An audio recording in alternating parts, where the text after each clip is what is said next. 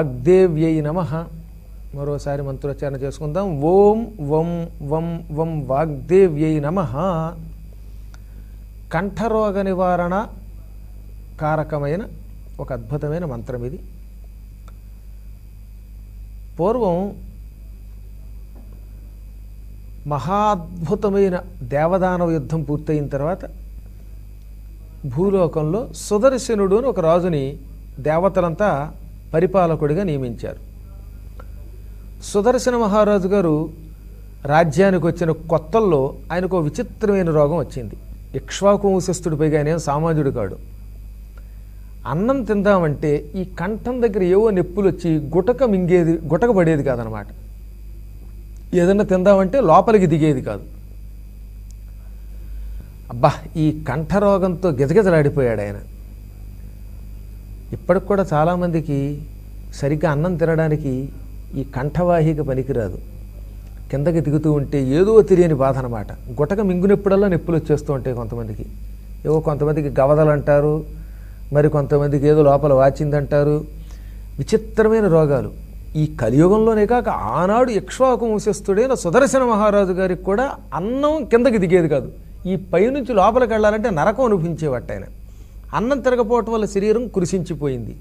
కురిసించిపోవడం వల్ల పరిపాలన సాగింది కాదు. చివరికి వశిష్ఠ మహర్షి దగ్గరికి వెళ్ళి, మహర్షి ఏమిటి ఈ కర్మయోగం, ఏం తిందామన్నా గొంతుకు దిగదేమిటి అన్నాడు.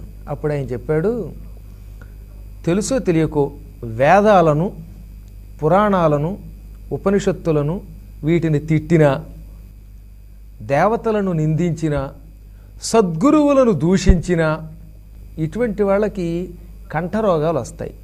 ఈ కంఠరోగాలు మొత్తం వశిష్ఠులు వారు 81 రకాలు చెప్పాడు. కొందరికి అన్నం దిగదు, కొందరికి మాట్లాడితే బొంగురుపోయి నొప్పి వచ్చేస్తుంది, మరికొంతమందికి ఈ పక్కలను ఉబ్బుతాయి, మరికొంతమందికి వెనక వైపు ఉన్నటువంటి నాళం అంతా ఇబ్బంది పెడుతుంది, కొంతమందికి లోపలికి గాలి దిగదు. ఇలా మొత్తం మీద కంఠం అనేక రకాలుగా ఈ వేద పురాణాది నింద చేసిన పాపాత్ములకి ఇబ్బంది పెడుతుంది. ఇవి కంఠరోగాలు మొత్తం మీద, ఇవన్నీ కలిపి.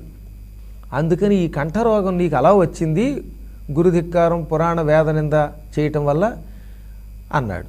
అయితే ఇక నాకు ఈ రోగం పోదా, నేను ఆత్మహత్య చేసుకోవాల్సిందేనా అన్నాడు సుదర్శనుడు. అప్పుడు కంగారు పడకయ్యా, జగన్మాత వాగ్దేవి అనే పేరుతో లోకంలో వెలసింది. నీకు వాక్కునిచ్చిన తల్లి ఆ తల్లే. ఆవిడికి అద్భుతమైన బీజం ఒకటి ఉన్నది, అది వమ్మనే బీజం. దీనిని ముమ్మారు ఉచ్చరించి ఈ వాగ్దేవి మంత్రాన్ని 41 రోజుల పాటు, శుక్రవారం మొదలుపెట్టి వరుసగా 41 రోజుల పాటు చేయాలి. ఎప్పుడు మొదలుపెట్టినా శుక్రవారం మొదలుపెట్టాలి. దీనికి తారాబలం కూడా అక్కర్లా, వారంతో వర్జ్యంతో సంబంధంలా. ఒక 41 రోజులు ఏకధాటిగా ఈ మంత్రం చెయ్యి. ప్రతిదినము తులసీ దళాలతో నీటిని కాసేపు నానబెట్టు. అంటే కొంచెం ఇంకా తేలిగ్గా చెప్పాలంటే ఒక 4-5 చెంచాల నీరు ఒక పంచపాత్రలో పోసుకొని అందులో బాగా తులసీ దళాలు వేసి, ఈ తులసీ దళాలు కాసేపు నాకు నానిపోతాయి అందులో. ఆ తర్వాత ఆ తులసి రసం అందులో పిండు, దాని మీద చెయ్యి పెట్టు. ఓం వం వం వం వాగ్దేవ్యై నమః. ఈ మంత్రాన్ని 41 రోజుల పాటు రోజు 1000 సార్లు జపం చెయ్యి. లోపలే పైకి చేయక్కర్లే. ఎందుకంటే అసలు గొంతు నొప్పి పెడుతుంటే పైకి ఏం చేస్తాడు, లోపల కొనుక్కుంటూ చెయ్యి. జపం అయిపోగానే ఈ చెయ్యి తీసేసి ఈ రసం తాగి. ఒక్కొక్కప్పుడు కాసేపు చెయ్యి పెట్టాక ఈ చెయ్యి లాగుతుంది కొంతమందికి పాపం. 1000 జపం అయ్యేదాకా చెయ్యి దాని మీద పెట్టాలంటే ఇబ్బంది. 11 సార్లు జపం అయ్యేదాకా చెయ్యి పెడితే చాలు అలాంటి వారికి.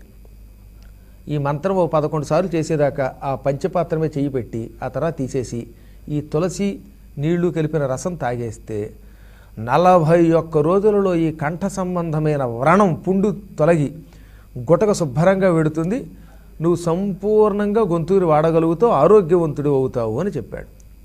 అప్పుడు ఆ సుదర్శనుడు సూర్యోదయ సమయంలో స్నానం చేసి ఆయన చెప్పినట్టే ఓ పంచపాత్రలో కాస్త నీరు తీసుకుని అందులో ఈ తులసి దళాలు వేసి దాని మీద చెయ్యి పెట్టి ఈ జపం చేశాడు. అతను ఓపికను బట్టి 11 సార్లు వరకు చెయ్యాల ఉంచి ఆ తర్వాత చెయ్యి తీసేసి 1000 సార్లు జపం చేసి అప్పుడు ఆ తులసి ఆకులు అందులో పిండి ఈ నీరు ఆ రసము కలిపి తాగేసేవాడు.